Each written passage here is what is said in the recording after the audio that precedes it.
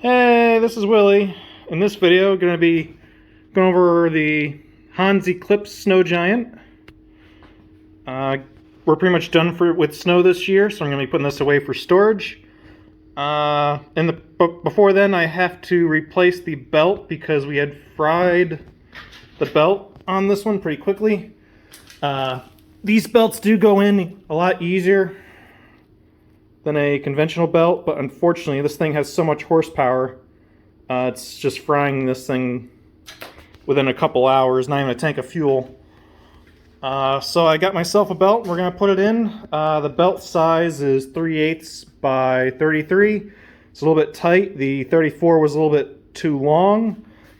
If you can't find an in-between size, you could probably add some shims underneath the engine to lift it up a hair. There is some clearance in this clutch assembly to raise this engine that quarter of an inch to make up a half an inch difference on the belt. Anyway, as for the model is a 7525 serial PH586-7, or sorry, model, series, whatever. Anyway, sorry, 7525 series PH586-7 model. Serial is 09200048. The engine is hard to read. Serial number looks like a 1. So it'll probably be like a 1971 or an 81. Hard to say. Model number of the engine. Let me see if I can't see that. It's an H70. Sorry, it's hard to see the model. So I'd make this a 7 horsepower. Bit of an oddball to find a 7 horsepower in this style. Already ran the carburetor out of gas. Put a piece of plastic on the tank to keep it from leaking too badly. So I'll pick this up and show you some tricks on replacing the belt. The belt cover comes off with three bolts. One bolt here, one bolt there, and then another one on the other side. And then you can take that belt cover off. Then you can put this up.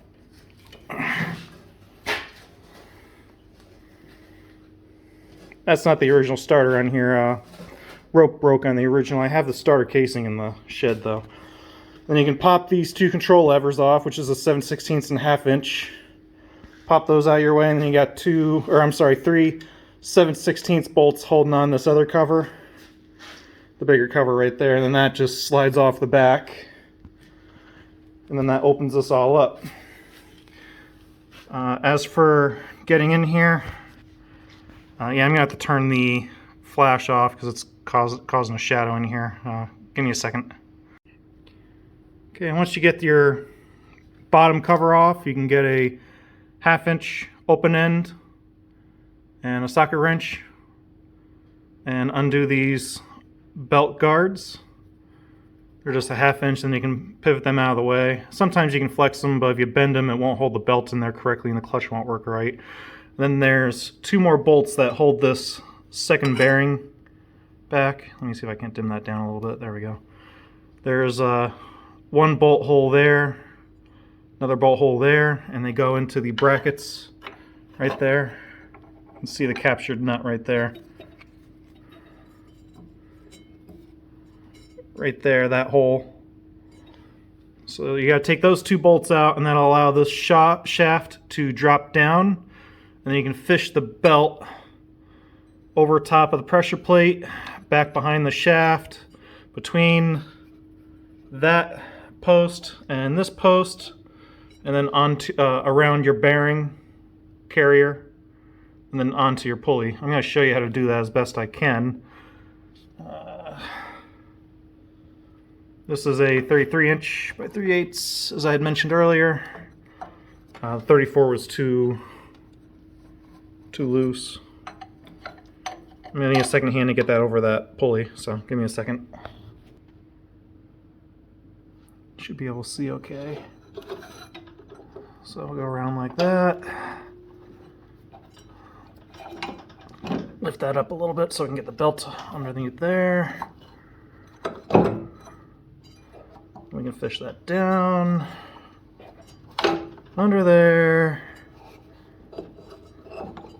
See, now we're over those two studs. And we'll get that over the bearing.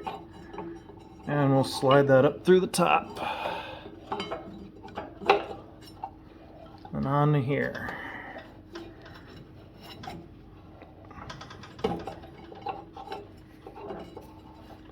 I'll adjust all these belt guides off camera. They're pretty simple. And I gotta put the bolts in underneath here. I'll just show you quick where they're at. That'd be the bolt. I believe these were 9/16 heads.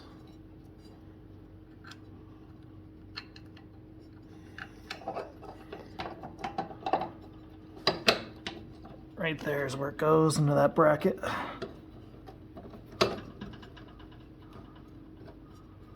Same on the other side, but I need a second hand to do the other side because I gotta pull that pulley up a little bit to get onto those threads. So let me get this all buttoned up on the bottom here, and I'll turn you guys on once I get up to the top, and we'll go from there. Actually, no, I'll turn you guys on once I get everything adjusted here, so hang on. Okay, I got it all back together again.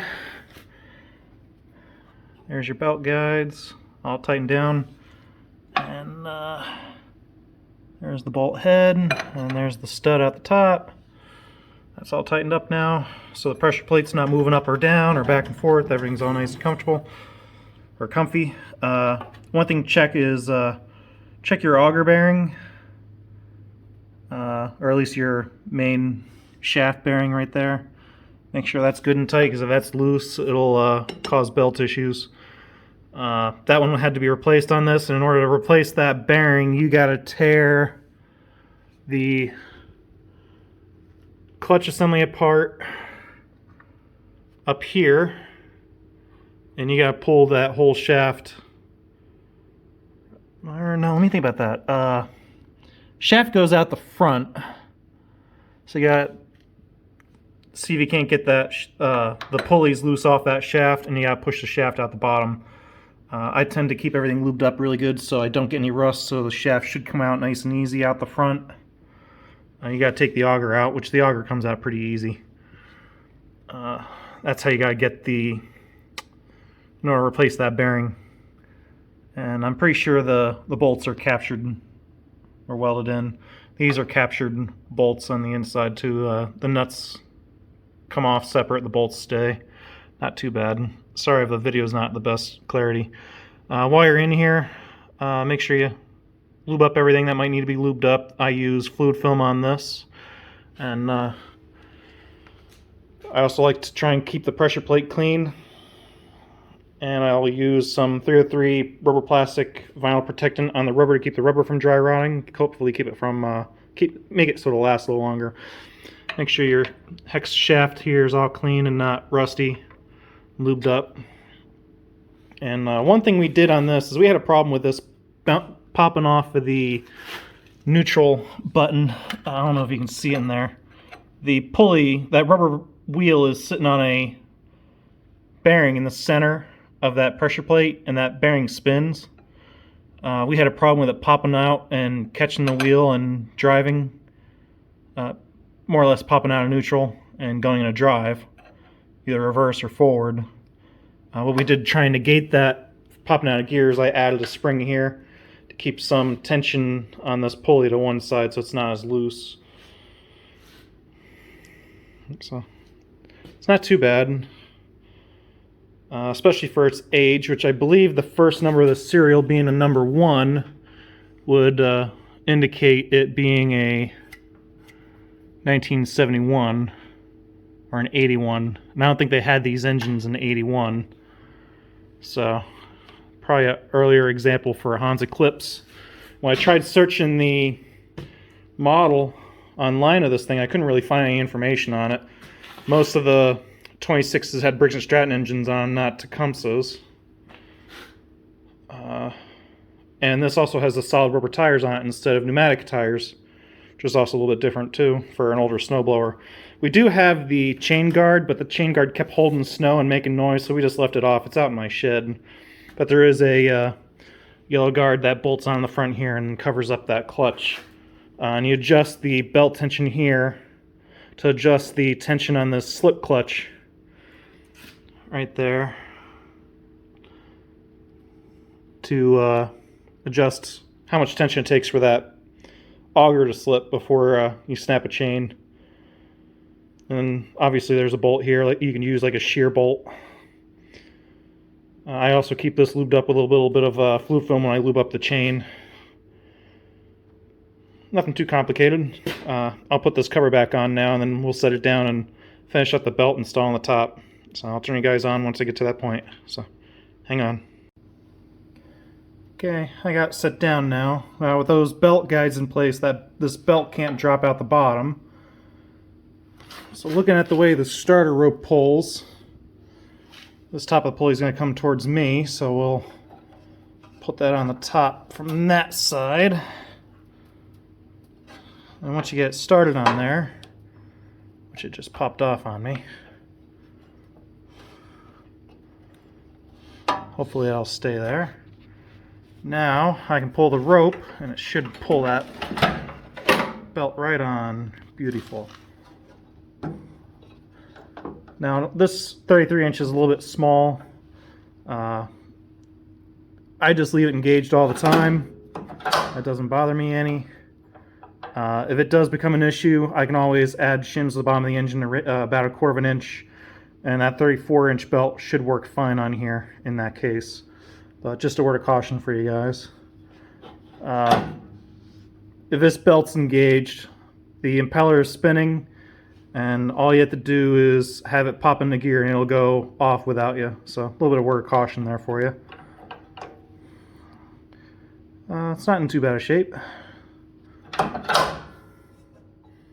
There's one more belt guide over there. I can see if I can't adjust that at all, but I don't think there's any much adjustment in that. I'll put the cover on now, and I'll put the 3 bolts in it. I don't have to do that on camera. And then I'm going to test run it, get her warmed up, and then we're gonna drain the gas out and then change oil on this thing before it goes away, and then we'll spray all the rubber down with that 303. I'll show you what the 303 and the fluid film looks like once I get it over there. But I'm gonna spray this pivot point and the bearing and the spring in here with some fluid film. Keep it from corrosion, or keep the corrosion at bay as long as I can. I like to spray the bearings down. I also spray the drivetrain underneath. I like to spray the bearings down because that helps keep the moisture out of it, and will help make it last a little bit longer. This one's got some play in it, but it's not tight or excessively loose, so it's in good shape yet. And drive pulley isn't moving anywhere. That's still staying in place good. Just some minor things to look for or watch out for when you're servicing it while you're in it. So I'm going to continue on. Okay, it's all back together. Here's a picture of a can of the fluid film I use, and this is the 303. Okay, another thing I'll do is I'll spray the whole exterior. Anything where there's rust, I will spray with the fluid film. That's the top of the engine, the exhaust, the gas tank, the blower chute, the blower shroud, the impeller, handlebars, everything on the exterior of this snowblower will get sprayed with fluid film to prevent the rust. But first I'm going to spray it down with a 303. I'll put that in a Windex bottle so I can spray it easier instead of trying to soak a rag and wipe everything down. So anything that's rubber, plastic, or vinyl, I spray down with the 303. So that's the rubber on the handle, the cap for the oil, the spark plug wire, starter, the fiberglass piece on top. Everything gets sprayed with 303. The starter handle, the control handles, everything that's rubber, plastic, or vinyl gets sprayed down. And that includes the tires. Get the other side of that. The tires cannot be replaced. They are solid rubber. They're made onto that rim. So you gotta try and keep them from dry rotting as best you can.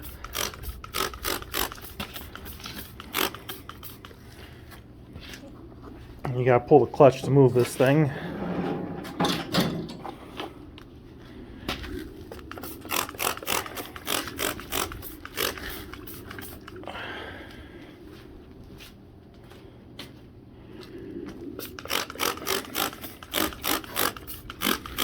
Nice thing is even if it does get any cracks or holes in or anything like that, you don't have to worry about it because there's no air for it to leak out of them. Nothing at all. And we'll let that soak in for like a day or so. Or if you leave it out in the sunlight, it'll dry off more or less. And then you can spray down everything with fluid film. That can is currently empty, so I have to go get some more fluid film to treat the rest of it. But you have to spray the 303 on first, otherwise the 303 won't penetrate through the fluid film. Next on the service list is to drain the gas out of the gas tank, which I will grab a pump for that. I'll show you that in a second. And then I gotta grab a piece of rubber hose to put over the drain tube to drain the oil into a bucket. And we'll change that oil, and I'll show you the oil once we get to that too. So hang on. Okay, as for how I like to get the fuel out of everything, I like to use my pump.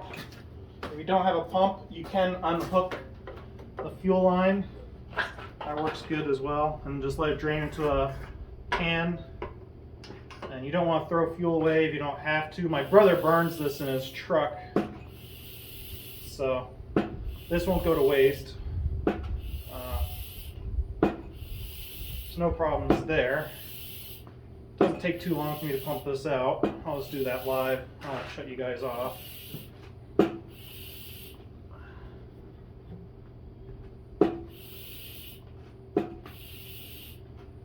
And I don't want to leave any gas sitting in here over spring, summer, and fall because it goes bad.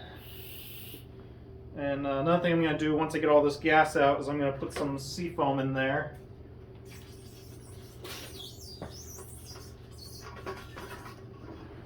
I'm going to put about 2 ounces of seafoam right into the tank to dilute the gas and prevent any corrosion inside the gas tank. Because it's basically a fine oil.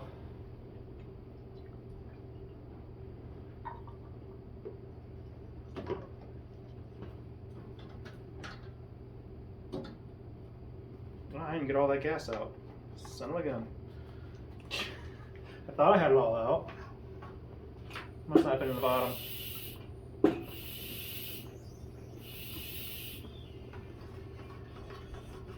me see if I can't pick this up to get...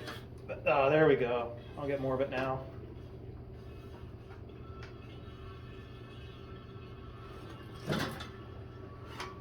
Yeah, she's pretty much empty now. So I'll put another 1.5 ounces in there because I sucked out that 1 ounce.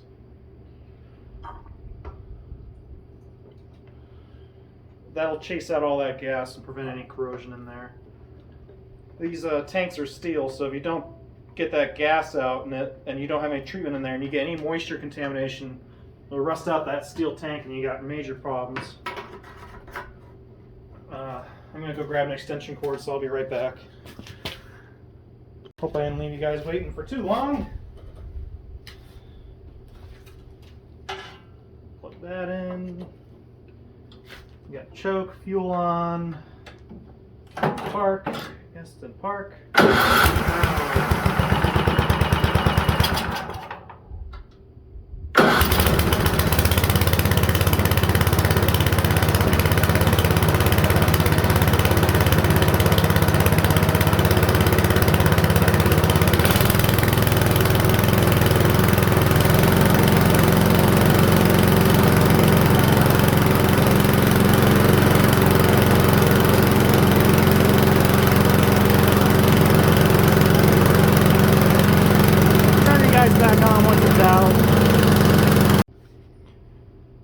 Okay, it's out of gas now.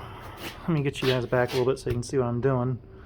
So, another nice thing about running the gas out of it is that stirs up any kind of junk that might be in the oil, lubricates everything in the engine as well. So now's a good time to drain the oil out of it. what I'll usually do is I'll just pick them up. There's no gas in the carburetor, nor is there any gas in the tank, so we don't have to worry about capping anything off. Can you see that okay? Or yeah, you can see okay. And I'll grab an open-end wrench and take the cap off of the oil. And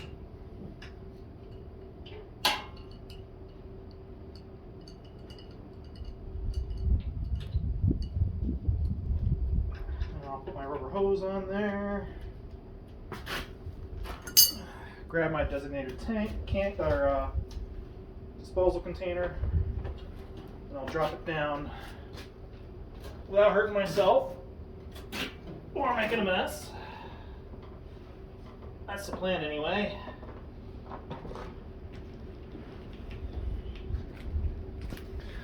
And I'll let her drain.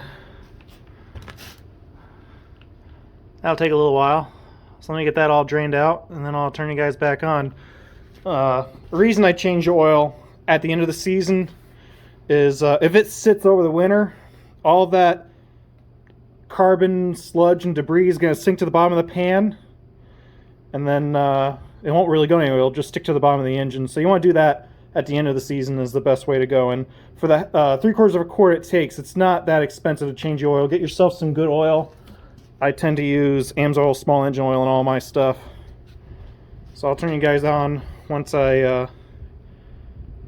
am ready to start filling this thing back up. So hang on. Okay, it's pretty much done dripping oil. So let's pick it up. Cap her off. Now with the drain plugs, they don't have to be super tight. But you don't want them leaking either. I like to snug them up.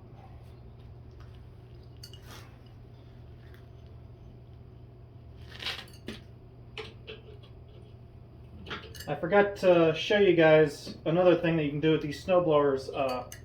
Depending on what type of carburetor you have, you may have to pull a fuel bowl plug. On this one, there's actually a button on the bottom of the carburetor. I'll show you guys quick. Let me see if I can't zoom you in on it. Right here, there's a button to drain the fuel out of that fuel bowl. So I'll do that off camera and get whatever residue is in that carburetor out. Sorry, I forgot to mention that. So the plug's back on. I'll set it down and set you guys up. So hang on. As for this Tecumseh, it's usually going to take a little over a 1/2 quart. I'm going to say probably 6 or 8 ounces more than a 1/2 quart, but I could be wrong. That'd be about a little less than 3/4, a little more than 1/2. It varies from engine to engine. But we'll add a 1/2 and then we'll put a couple ounces in at a time. Make sure our funnel's nice and clean. As interesting as this is, I'm not going to bore you guys as I fill this thing up, or should I? You can fast forward if you don't want to watch me put this oil in here.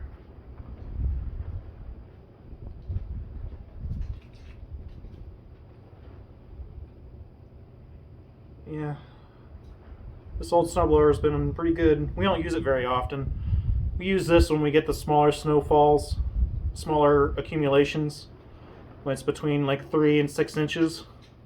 Because it's a nice 26-inch wide snowblower, and if you suck a rock up into this one, because it's got the slip clutch on it, it doesn't shear pins like the other ones do. So it's a little more user-friendly in that aspect. And it doesn't throw snow far, so it's nothing spectacular to watch when it's going, but it chugs along really, really nicely when you get it going. It doesn't plug up too bad either.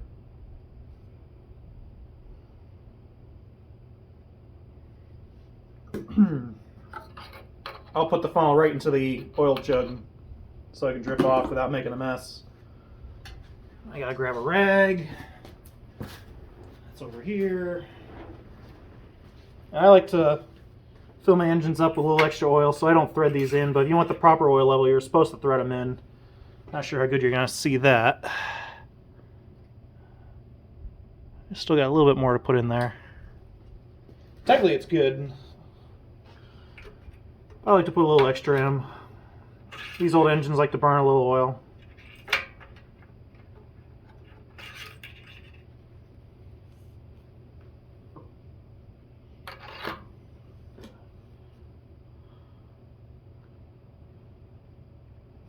So that is,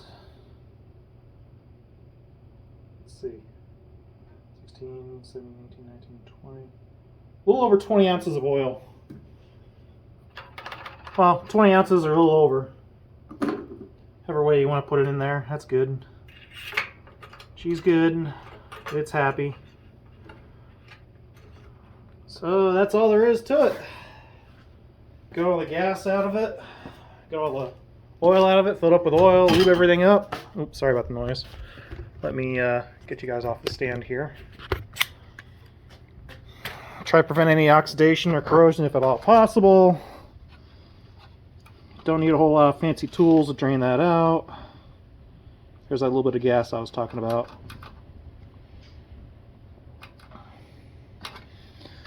And lather, rinse, repeat. I got a few more snowblowers to do. Got that one and that one to do yet. So I'm going to continue on. If you like the video, make sure you give me a thumbs up. And as always, thanks for watching. Have a good day. Bye. And for those of you that might still be watching, there's your bonus clip of the next project. So, see ya.